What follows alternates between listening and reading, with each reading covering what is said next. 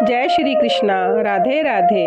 प्रिय भक्तों, आज मैं आपका परिचय करवाने वाली हूँ स्वामी श्रद्धानंद जी से।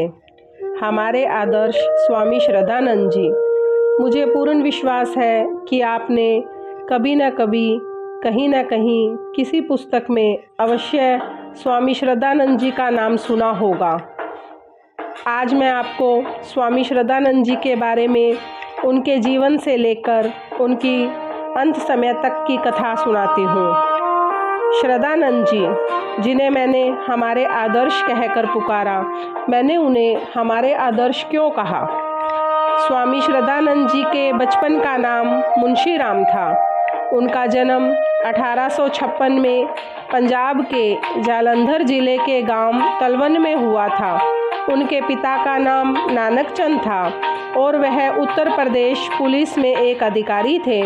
उनका परिवार बहुत ही धार्मिक प्रवृत्ति का था, परंतु मुंशी राम जैसे जैसे बड़े होते गए, उनका भगवान पर से विश्वास हटता गया।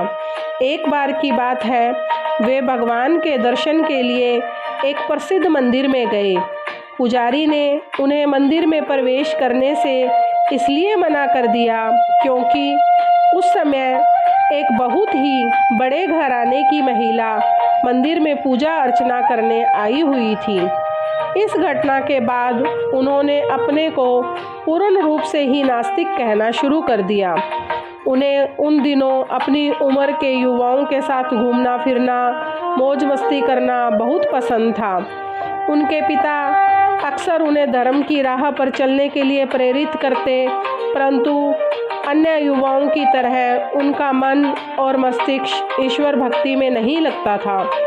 यह उन दिनों की बात है जब मुंशी राम के पिता बरेली में काम करते थे।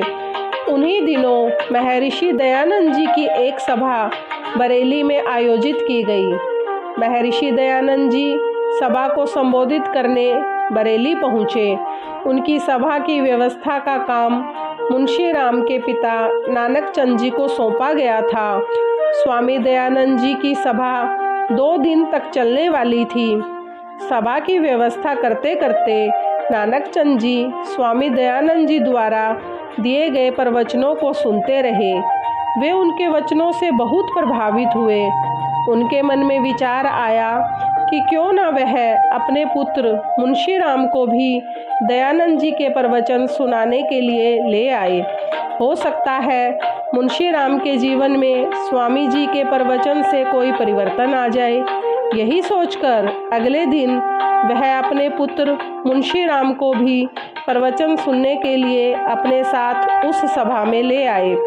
शायद स्वामी दयानंद जी मुंशी राम के जीवन में परिवर्तन लाने के लिए ही बरेली पधारे थे। स्वामी दयानंद जी के प्रवचन सुनकर मुंशी राम का हृदय स्वामी जी के प्रति अपार श्रद्धा से भर गया। वह श्रद्धा इतनी गहरी और अटूट थी कि मुंशी राम ने अपना नाम बदलकर श्रद्धानंद रख लिया। यहीं से युवक मुंशी राम की श्रद्धानंद बनने की यात्रा शुरू हुई।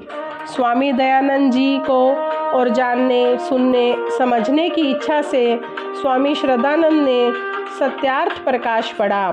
इस ग्रंथ को पढ़कर जैसे उनकी काया ही पलट गई। वह आर्य समाज के सदस्य बन गए और आर्य समाज के प्रचार प्रसार में बढ़ चढ़कर योगदान देने लगे। पेशे से मुंशी राम वकील थे और उन्होंने वकालत की शिक्षा लाहौर से प्राप्त की थी। पेशे से वे वकील जरूर थे, पर वकालत के साथ साथ उन्होंने हमारे देश की आज़ादी की लड़ाई में भी बढ़ चढ़कर हिस्सा लिया और स्वतंत्रता संग्राम में अपना महत्वपूर्ण योगदान दिया। वे स्वामी जी से इतने प्रभावित थे कि स्त्री शिक्षा, जात पात जैसे मुद्दों पर हमेशा अपने विचार समाज के सामने रखते थे। उन्होंने स्वामी दयानंद जी के दिखाए गए मार्ग पर चलकर स्त्री शिक्षा को बहुत बढ़ावा दिया तथा गुरुकुल कांगड़ी की स्थापना की। यह गुरुकुल हरिद्वार के पास आज भी स्थापित है। उन्होंने अपनी पुत्री का विवाह जात पात छोड़कर किया। यह वह दौर था जब जाति के बाहर विवाह करना हमारे समाज में असंभव माना जाता था। वैसे तो स्वामी श्रद्धानंद जी एक हिंदू सन्यासी थे, पर आपको यह जानकर बहुत हैरानी होगी कि स्वामी श्रद्धानंद जी इकलौते ऐसे हिंदू सन्यासी थे जिन्होंने जामा मस्जिद की मीनार से मुसलमानों को संबोधित किया था। उन्हें जामा मस्जिद के काजी ने इस संबोधन के लिए विशेष रूप से आमंत्रित किया था। आप ये जानकर हैरान रह जाओगे कि उन्होंने इस संबोधन की शुरुआत वैदिक मंत्रों के उच्चारण से की थी। क्या आप जानते हैं कि स्वामी श्रद्धानंद हिंदी और उर्दू दोनों ही भाषाओं में बहुत कुशल थे तथा दोनों ही भाषाओं में लेख लिखते थे, जिन्हें उनके द्वारा प्रकाशित अखबारों में अक्सर छापा जाता था। इन लेखों के माध्यम से उन्होंने छुआछात, जात पात और स्त्री शिक्षा पर अपने विचार समाज के सामने खुलकर रखे। यही उनके अथक प्रयास थे कि आज हम एक ऐसे भारत में रहते हैं जिसमें स्त्रियों को शिक्षा का बराबर का अधिकार प्राप्त है। इतना ही नहीं, जात पात और छुआछात जैसी बुराइयां हमारे समाज से खत्म होती जा रही है। स्वामी श्रद्धानंद जी जैसे महापुरुष इस धरती पर बहुत कम ही जन्म लेते हैं।